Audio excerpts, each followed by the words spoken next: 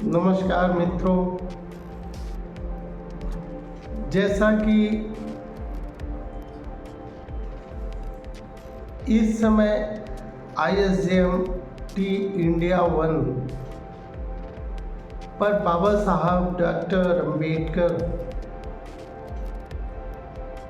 के संपूर्ण जीवन, जन्म से लेकर के उनके संघर्षों के बारे में एक सीरीज चालू किया है। उस सीरीज के बारे में आज आपको बताना चाहता हूं कि आज दूसरा भाग है। पहले भाग में बाबा साहब डॉक्टर अंबेडकर के जन्म और जन्म स्थान के बारे में आप लोगों को बताया। आज दूसरा भाग है कि बाबा साहब जब बाल्यावस्था में स्कूल में एडमिशन के लिए जब उनके पिताजी रामजी राव लेकर के जा रहे थे और हर जगह से उनको तिरस्कार मिल रहा था, उनको शिक्षा न देने का जो ये ब्राह्मणवादी व्यवस्था थी वो पूरी तरह से नकार चुकी थी। लेकिन रामजी राव अपने उच्च अधिकारियों से मिलकर के अनुरोध करके उनके प्रभाव से, उनके दबाव से बाबा साहब डॉक्टर अंबेडकर का एडमिशन स्कूल में कराया। और स्कूल में जब एडमिशन भी हो तो गया, लेकिन किन किन यातनाओं को झेलना पड़ा वो छोटे से बालक को। परम पूज्य बाबा साहब डॉक्टर अंबेडकर को क्या क्या यातनाएं झेलनी पड़े, आज इस वीडियो में आप लोगों को थोड़ा सा संक्षिप्त परिचय देने का प्रयास करूंगा उसी पुस्तक के माध्यम से। मित्रों, आपको बता दूं कि बाबा साहब अंबेडकर अनेकों कठिनाइयों का सामना करते हुए बाबा साहब डॉक्टर भीमराव अंबेडकर का विद्यालय में प्रवेश हुआ। उस समय जात पात छुआछूत की पराकाष्ठा को पार कर चुकी थी और पूरा ही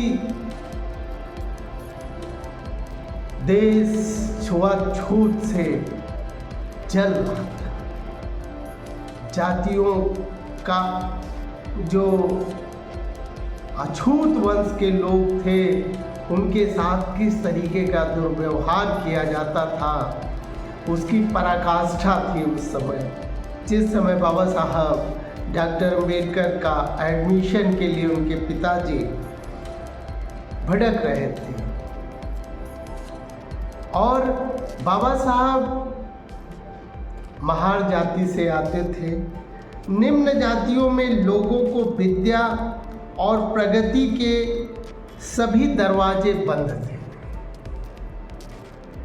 रामजी राव भाग दौड़ करके कई अधिकारियों से संपर्क साध कर बाबा साहब डॉक्टर भीमराव अंबेडकर का पाठशाला में प्रवेश तो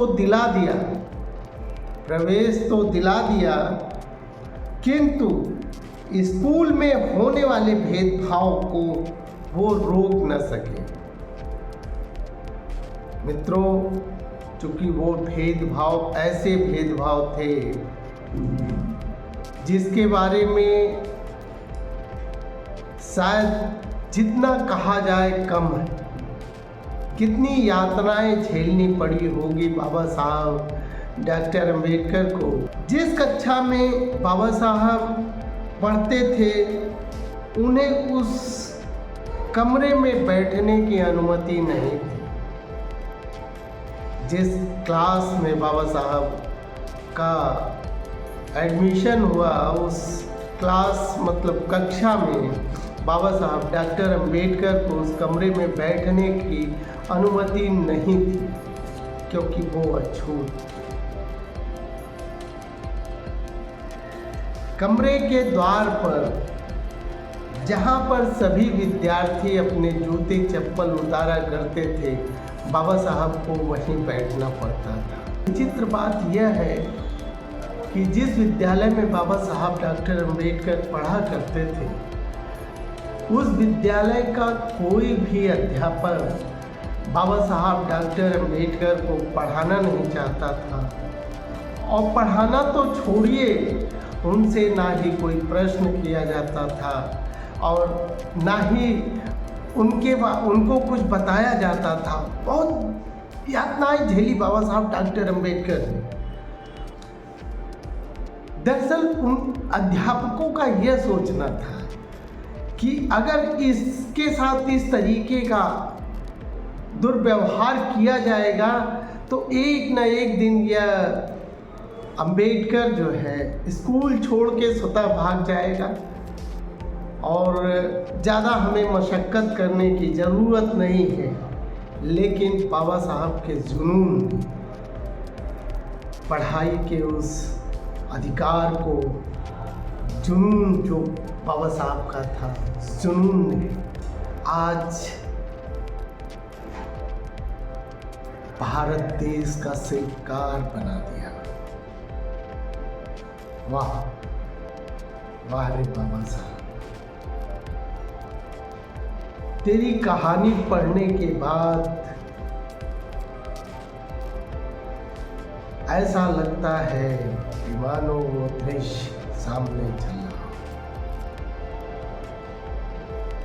सोच करके भी रूह कांप जाती है बाबा साहब उस परिस्थितियों के बारे में। तुमने तो झेला है। धन्य हो बाबा साहब, धन्य हो। मित्रों आगे बताते हैं। बाबा साहब डॉक्टर अंबेडकर को बैठने की स्थान नहीं थी। बाबा साहब अंबेडकर अपने घर से टाट लाते थे और उसी टाट पर बाबा साहब बैठते थे और वह टाट स्कूल में रखने की अनुमति नहीं थी क्योंकि वो अछूत थे और अछूत होने के कारण उनका वह टाट अगर वहाँ रहेगा तो वो अशुद्ध हो जाएगा। वो मतलब शब्द नहीं है मेरे पास, शब्द नहीं है बाबा साहब के बारे में कहने के लिए, स्पीचलेस हो। धन्य हो बाबा साहब। और आपको बता दूं बाबा साहब जब बाहर बैठते थे तो उनको ब्लैक बोर्ड सही से नहीं दिखता था, ना अध्यापक की आवाज़ सुनाई देती थी। किन किन परिस्थितियों में रह करके बाबा साहब ने पढ़ा होगा और ऐसे पक्षपाती धूर्त अध्यापकों को इस कठोर अमानवीय व्यवहार के कारण बाबा साहब जो बालक थे उस समय सबसे अधिक प्रतिभावान छात्र बन करके उभरे। और जब कोई भी विद्यार्थी अपने अध्यापक के प्रश्न का उत्तर न दे पाता तो बाबा साहब डॉक्टर अंबेडकर ही उसका उत्तर देने के लिए प्रार्थना करते, अध्यापक से अनुरोध करते, क्या मैं इस प्रश्न का जवाब दूं। ऐसी विपरीत वातावरण और विपरीत व्यवहार को झेलते हुए वे संसार के महानतम विद्वान बनने में सफल हुए। यहाँ तक कि नितांत आवश्यक लगता है कि क्रूर अमानवीय ब्राह्मणवादी व्यवस्था के कारण इस देश में न जाने कितने प्रतिभाओं को कुचल दिया होगा, न जाने कितने प्रतिभावान बच्चे होंगे इस ब्राह्मणवादी सोच, अमानवीय व्यवहार के कारण न जाने कितने ऐसे प्रतिभावान बच्चों को कुचल दिया होगा। मगर बाबा साहब तो बाबा साहब थे जिसने कभी हारना नहीं माना। क्या स्थिति होती होगी मित्रों जब मटके पे रखा हुआ पानी प्यास लगने के बाद भी नहीं पी सकते। कैसा महसूस होता होगा उस परिस्थिति में, आप कल्पना करिए। मैं तो कल्पना करके भी मेरी रूह कांप जाती है। मित्रों, आपको यह वीडियो कैसा लगता है? यह जो सीरीज ISM इंडिया 1 की है, इससे आपको क्या सीखने को मिलता है? बाबा साहब का जो जीवन परिचय ISM इंडिया 1 देने का प्रयास कर रहा है, इससे आपको क्या सीख मिलती है? इन सब बिंदुओं पर कृपया अपना कमेंट्स ज़रूर करें। और मित्रों, मैं आपको बता दूं कि आप ही हमारी शक्ति हैं। आप दर्शकों ने जो मेरे को कम समय में इतना स्नेह, प्रेम, आशीर्वाद प्राप्त हुआ है, मुझे लग रहा है कि यह स्नेह, प्रेम, आशीर्वाद आपका निरंतर मेरे साथ जारी रहेगा। मित्रों, फिर से एक बार वही निवेदन, आपने अगर चैनल सब्सक्राइब नहीं किया तो प्लीज़ चैनल को सब्सक्राइब कर दें। वीडियो अच्छा लगे तो शेयर और लाइक भी कर दें। सम्मानित साथियों,